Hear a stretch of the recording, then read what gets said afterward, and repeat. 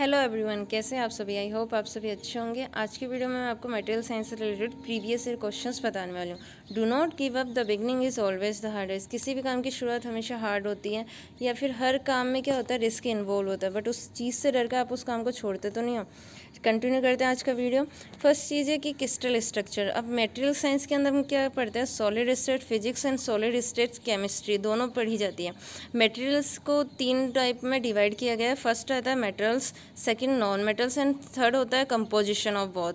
अब मेटल्स तो क्या होता है, आप सभी जानते हो, फ्री इलेक्ट्रॉन्स होते हैं इसके अंदर, ये इलेक्ट्रिसिटी और हीट के गुड कंडक्टर होते हैं। सेकंड चीज़ आती है नॉन मेटल्स। नॉन मेटल्स क्या होते हैं, जिनके अंदर ना इलेक्ट्रॉन्स फ्री नहीं होने की वजह से ना तो इलेक्ट्रिसिटी कंडक्ट कर पाते हैं और ना ही हीट। एंड थर्ड वाला जो होता है कंपोजिशन, जिसके अंदर सिरेमिक और कंपोजिट आते हैं, जो मेटल्स और नॉन मेटल्स दोनों का कंपोजिशन होता है। अब बात करते हैं हम क्रिस्टल स्ट्रक्चर की। क्रिस्टल स्ट्रक्चर में क्या होता है, जो एटम्स होते हैं वो एक रिपीटेटिव वे में अरेंज्ड होते हैं। अब रेविस ने क्या किया था कि 14 एटॉमिक अरेंजमेंट्स को रिप्रेजेंट किया था, जिसे हम वेविस लेटिस भी कहते हैं। क्वेश्चंस कैसे रेज होते हैं, ब्रेविस ने 6 पैरामीटर लिए थे। पहला जो 3 पैरामीटर है वो लेटिस पैरामीटर थे, इनके एक्सियल पैरामीटर ए, बी और सी। एंड लास्ट के जो 3 थे वो इंटर एंगुलर रिलेशनशिप पर बेस्ड थे, अल्फा बीटा गामा।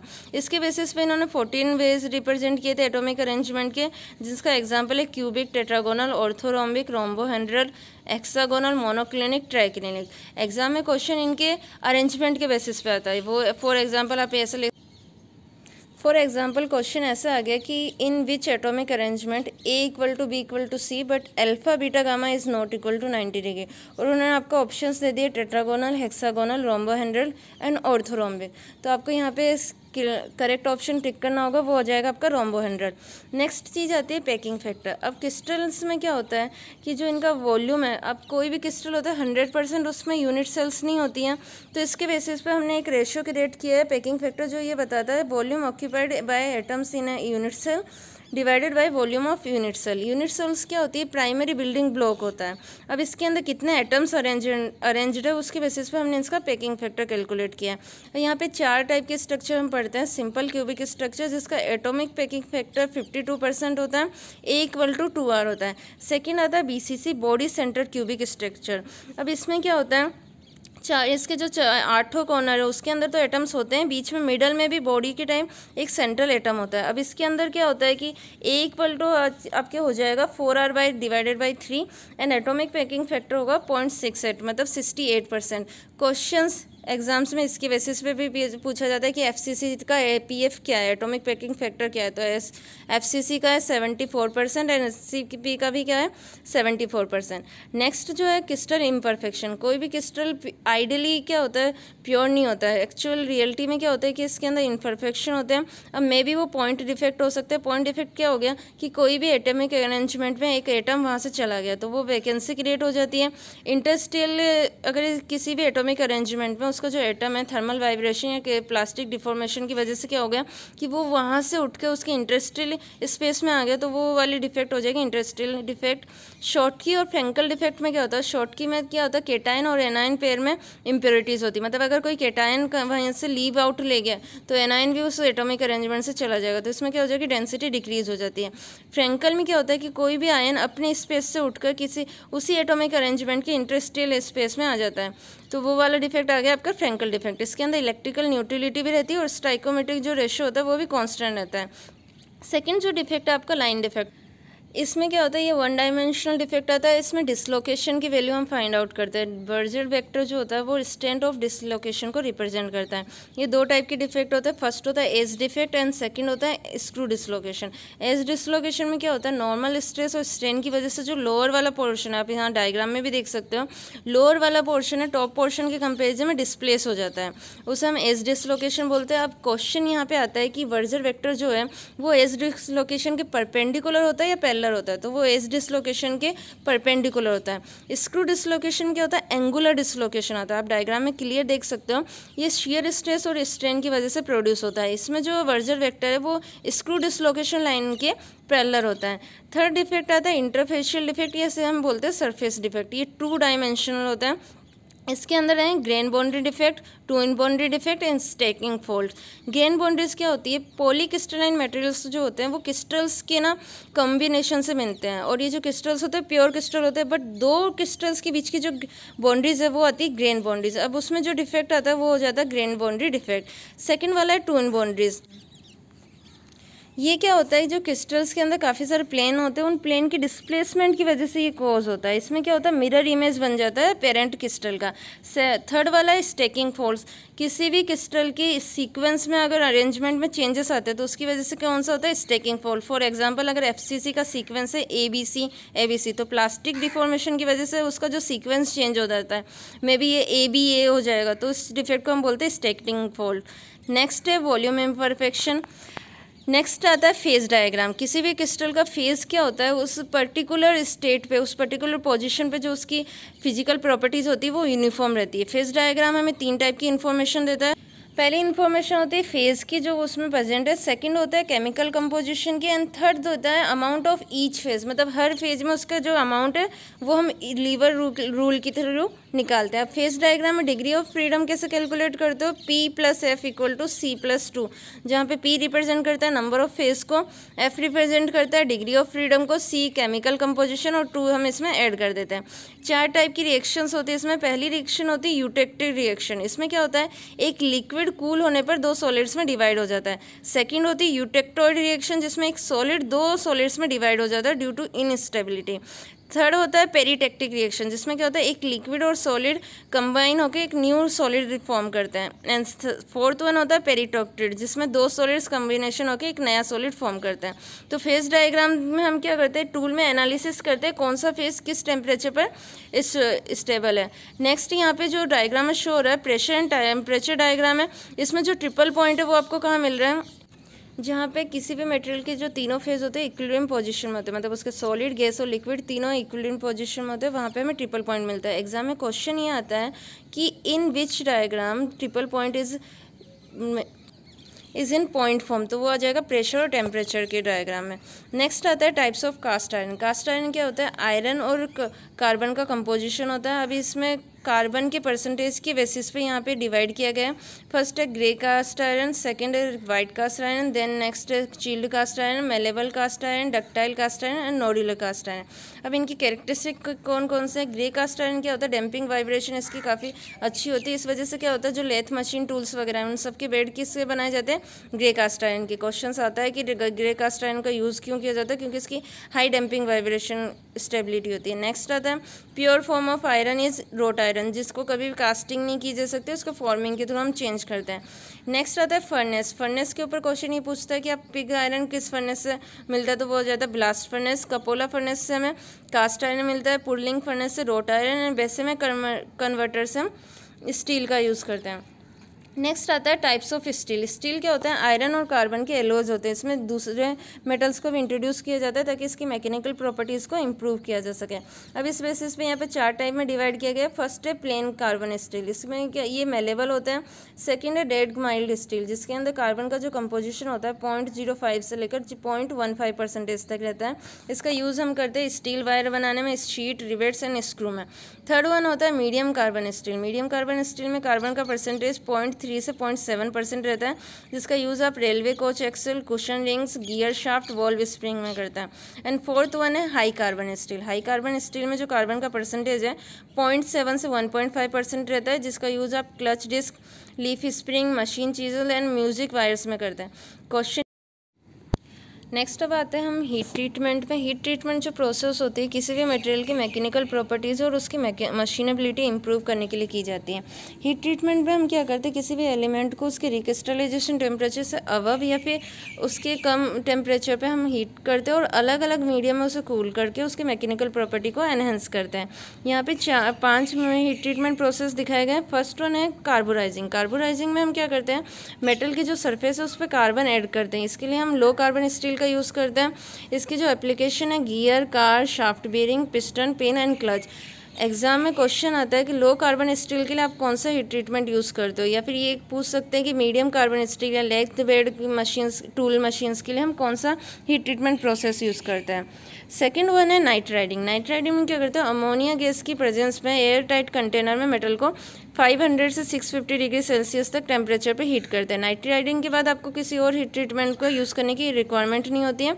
इसके अंदर हम लोग steel, high speed steel, stainless steel के लिए हम इस चीज़ को परफॉर्म करते हैं। एप्लीकेशन होता है gear, shaft, cutter and boring.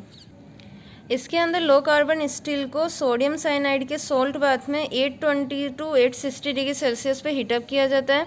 इसके जो एप्लीकेशन है bolt, nut, screw and small game. Next one आता है फ्लेम हार्डनिंग। फ्लेम हार्डनिंग में हम क्या करते हैं, ऑक्सीएसिटिलीन फ्लेम्स का यूज़ करके मीडियम कार्बन स्टील को 2400 से 3300 डिग्री सेल्सियस पे हीटअप करते हैं। इसके जो ये यूज़ एप्लीकेशन है लेथ मशीन टूल्स में और गियर एक्सल में। नेक्स्ट वन आता है इंडक्शन हार्डनिंग। इंडक्शन हार्डनिंग में क्या करते हैं, कॉपर की जो ट्यूबिंग उन कोयल्स में इंडक्टर के थ्रू क्या करते हैं, अल्टरनेट करंट पास किया जाता है। अब करंट की वजह से क्या होता है, जो मटेरियल है यहाँ पे मीडियम कार्बन स्टील का यूज़ किया जा रहा है, उस मटेरियल में एडी करंट जनरेट होता है जो हीटअप करता है उस मटेरियल की सरफेस को। इसके भी एप्लीकेशन है लेथ मेड मशीन्स में, पिस्टन रोड्स में। नेक्स्ट आता है सिरेमिक्स। सिरेमिक्स क्या होते हैं, मेटल्स के ऑक्साइड, नाइट्राइड एंड कार्बाइड और नॉन मेटल्स का कंपोजिशन होता है, जैसे हम रॉक या क्ले मिनरल्स भी डालते हैं। इसके एग्जाम्पल है MgO, SO2, बेरियम टाइटेनेट और ग्लासेस। नेक्स्ट वन आता है अब क्वेश्चन सेशन की तरफ। फर्स्ट क्वेश्चन है body centred cubic structure is found in, आपके ऑप्शन से ऑप्शन है zinc, magnesium, cobalt, cadmium, antimony, bismuth.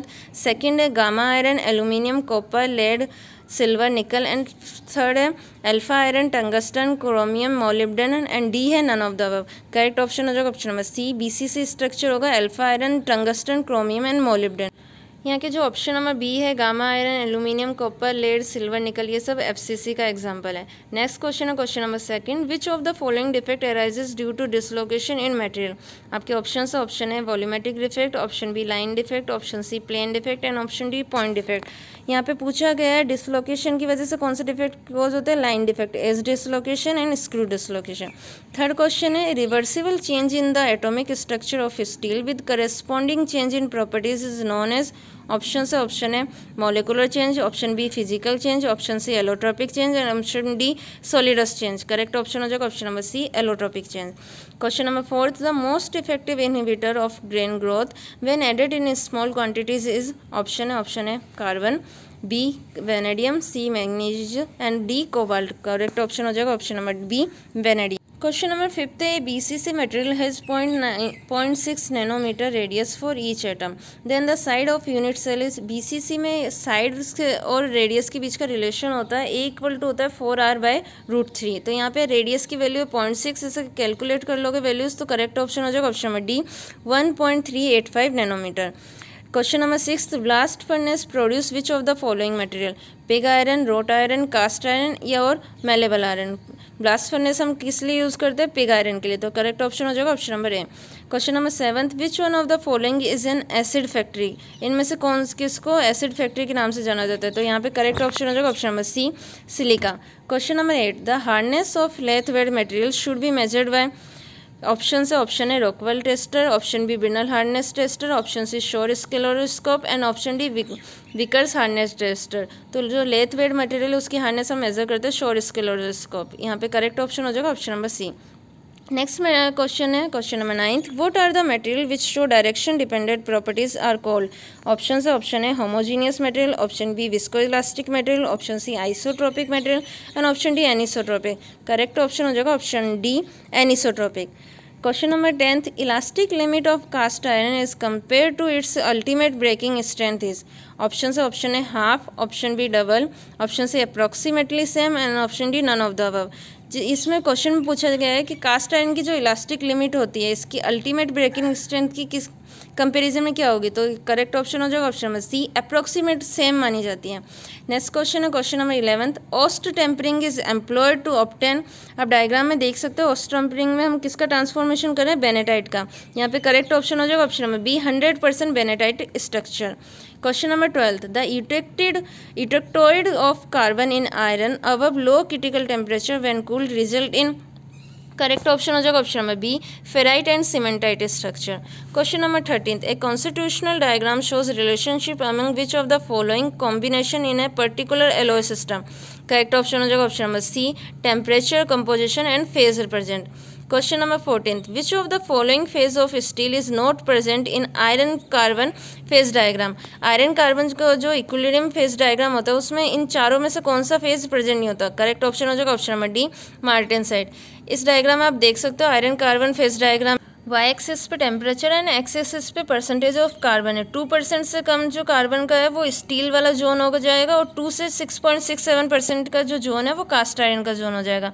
यहाँ पे जो स्टील है जिसके अंदर कार्बन की जो परसेंटेज है 0.83% से कम है वो हाइपो यूटेक्टेड स्टील होगी एंड 0.83% से ज़्यादा वाली हाइपर यूटेक्टेड स्टील होगी। तो आप यहाँ पे इसके फेज देख सकते हो आयरन कार्बन के, सीमेंटाइट, पर्लाइट, लेडेबुराइट एंड ऑस्टेनाइट है। इन ये चारों फेज यहाँ पर रिप्रेजेंट कर रहे हैं। 3 टाइप की रिएक्शन होती है आयरन कार्बन फेज डायग्राम में। फर्स्ट रिएक्शन होती है यूटेक्टिक रिएक्शन जो आपकी परफॉर्म होती है 1150 डिग्री सेल्सियस पे।